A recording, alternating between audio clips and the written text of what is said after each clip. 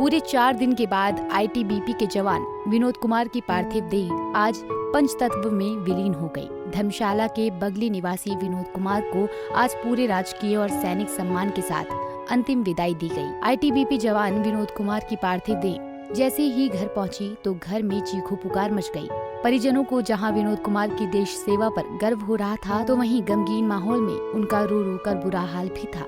47 साल के विनोद कुमार साल 2000 में आईटीबीपी में भर्ती हुए थे और इस बार उन्हें आईटीबीपी में कर्मठ सेवाओं के चलते एसएसआई पद पर भी पदोन्नत किया गया था, जिसके लिए वो गुवाहाटी में प्रशिक्षण के लिए गए हुए थे। इसी बीच उनकी तबीयत खराब हो गई और बुधवार रात को उनका आकस्मिक निधन हो गया।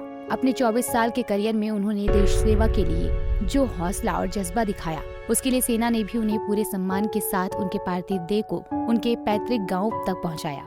वहीं समाज ने भी देश सेवा में उनकी कुर्बानी को देखते हुए सैकड़ों की संख्या में बगली पहुंचकर विनोद कुमार अमर रहे के नारे लगाकर उन्हें सम्मानजनक विदाई दी। इतना ही नहीं, इस दौरान प्रशासन की ओर से खुद धर्मशाला के एसडीएम संजीव भट्ट और विधायक सुधीर शर्मा समेत कांग्रेस नेता देवेंद्र जग्गी भी बगली में जवान विनोद कुमार को अंतिम विदाई देने पहुंचे। जवान विनोद कुमार के परिजन राजेश कुमार ने बताया कि उन्हें विनोद कुमार की बुधवार 3 बजे तबीयत खराब होने की सूचना मिली थी, जिसके बाद वो लगातार उन अधिकारियों के टच में थे। पर रात करीब 11:30-12 बजे उन्हें बताया गया कि विनोद कुमार अब इस दुनिया में नहीं रहे। तो उसके बाद से पूरा परिवार सदमे में है। विनोद कुमार के 2 बेटे और उनकी धर्मपत्नी है। क्या नाम है आपका? मेरा नाम राजेश है। क्या रिश्तेदारी?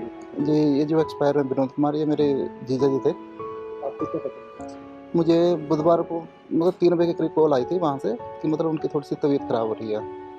तो उस 3 बजे के करीब कॉल की थी मुझे कि उनकी तबीयत खराब हो रही है, उनके हार्ट में थोड़ी सी प्रॉब्लम आ रही है।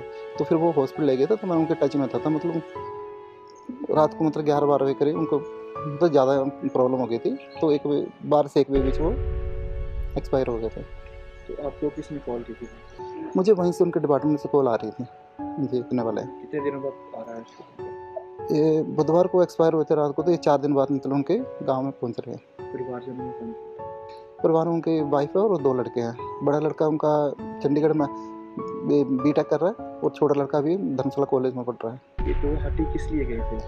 गुवाहाटी उनकी एएसए की ट्रेनिंग चल रही थी, तो उसी के लिए गए हुए थे वहाँ पे। भाजपा विधायक सुधीर शर्मा ने बताया कि धर्मशाला के लिए ये बड़े सदमे की बात है कि महज एक ही सप्ताह में उनके 2 जवान देश सेवा के लिए कुर्बान हो गए। उन्हें उनकी शहादत पर गर्व है।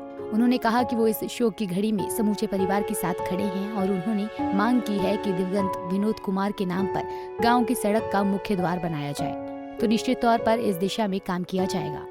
देखिए, बड़ी छोटी आयु में श्री विनोद कुमार जो हैं उनकी शहादत हुई है और आज उनका पार्थिव शरीर यहाँ आया। सबने हमने श्रद्धांजलि उनको दी है। बहुत ही छोटी आयु थी और उनके पीछे 2 छोटे पुत्र हैं जिनको वो छोड़ करके गए हैं। उनकी शहादत को हम सभी नमन करते हैं और हमारे क्षेत्र में ये दूसरी ऐसी शहादत है जो पिछले कुछ ही दिनों में हुई है। बड़ी छोटी छोटी आयु के नौजवान जो हैं वो देश के लिए अपना जीवन दे करके चले गए। उन सबको, दोनों को श्रद्धांजलि और उनके परिवार को मैं अपनी संवेदनाएं देता हूं। उनके परिजनों ने बात की है कि इनकी स्मृति में जहां घर को रास्ता जाता है वहां पर एक द्वार बनना चाहिए, तो उसका निर्माण भी शीघ्र शुरू करेंगे ताकि उनकी याद जो है वो बनी रहे बीच में और उनके जीवन को देख करके आने वाली पीढ़ियां जो है वो प्रेरणा लें। कांग्रेस नेता देवेंद्र जग्गी ने कहा कि देश सेवा के लिए कुर्बानी हर किसी के हिस्से में नहीं आती। विनोद कुमार ने देश सेवा के लिए अपनी जान दी है, ऐसे में उनका कद हमेशा ही सबसे ऊंचा रहेगा। उन्होंने कहा कि शोक की इस घड़ी में शोक संतप्त परिवार के साथ खड़ी हैं और इनकी जो भी मांगे होंगी वो सरकार के समक्ष रखकर उन्हें मुकम्मल करने का काम किया जाएगा। किस तरह देखते हैं, क्या कहना?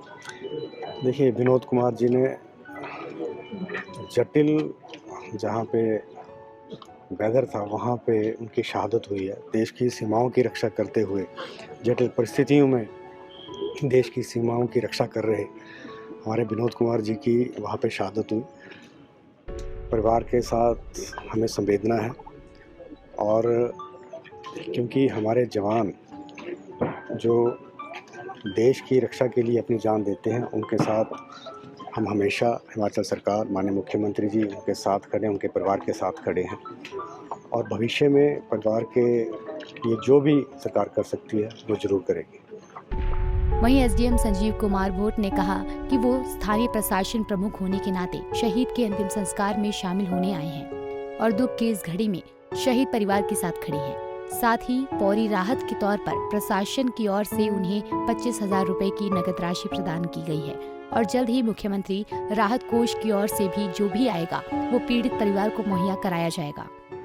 जैसे आज बगली में आईटीबीपी के जवान की शहादत हुई है, किस तरह देखते हैं प्रशासन की तरफ से क्या कुछ मदद जो है इनके परिवार की तरफ से दी? मैं शहीद विनोद कुमार के पार्थिव शरीर को अंतिम श्रद्धांजलि देने एवं उनके परिवार के साथ इस दुख की घड़ी में खड़े होने के लिए सब डिविजनल एडमिनिस्ट्रेशन की तरफ से आया हूं और फौरी राहत के तौर पर हम 25,000 अभी उनके घर में जाके देंगे और आगे जो मुख्यमंत्री सैनिक वेलफेयर फंड से जो पैसा आता है उसको मैं शेयर उनको प्रोवाइड कराऊंगा। इसके सिवाय प्रशासन की तरफ से अन्य विभागों से भी अगर कोई भी योजनाएं हैं उनसे मैं इनको लाभान्वित करने की कोशिश करूंगा, क्योंकि जो शहीद विनोद कुमार जी तो हमारे बीच में नहीं रहे, उनके फैमिली की हम क्या मानवीय तौर से प्रशासनिक तौर से क्या मदद कर सकते हैं, इतना हमारे बस की बात है। सर, अपने बच्चे 2 बेटों को छोड़ गए हैं, उन बेटों के लिए भी कुछ प्रशासन की तरफ से किया जाएगा? हाँ, डेफिनेटली जो भी मुमकिन होगा वो हम करेंगे। बता दें कि 47 साल के एसएसआई विनोद कुमार हों या हाल ही में धर्मशाला के सिद्धिवाड़ी निवासी 29 साल के भारतीय सेना के पूर्व जवान अक्षय कुमार, दोनों की ही मौत की वजह हार्ट अटैक बताई जा रही है, जो कि बहुत ही छोटी उम्र में हुई है। इस तरह की घटनाएं हैं और इन 2 बड़ी घटनाओं से धर्मशाला सदमे में है। तो वहीं धर्मशाला के लोगों को इस बात पर भी फक्र है कि ये दोनों ही जवान देश सेवा के दौरान ही कुर्बान हुए हैं। यही वजह है कि धर्मशाला के लोगों ने दोनों की मौत पर उनके पैतृक गांव में बढ़ चढ़ कर हिस्सा लिया और शोक संतप्त परिवार को भी संवेदनाएं प्रदान की। पंजाब केसरी टीवी के लिए धर्मशाला से नृपजीत निप्पी की रिपोर्ट। हमसे जुड़े रहने के लिए हमारे YouTube चैनल को सब्सक्राइब करें और नई वीडियो की नोटिफिकेशन के लिए बेल आइकॉन को दबाएं। अगर आप ये वीडियो Facebook पर देख रहे हैं तो लाइक जरूर करें और ज्यादा से ज्यादा शेयर करें। इसी तरह के और भी अपडेट्स के लिए फॉलो करें हमारा Instagram पेज himachal.ke।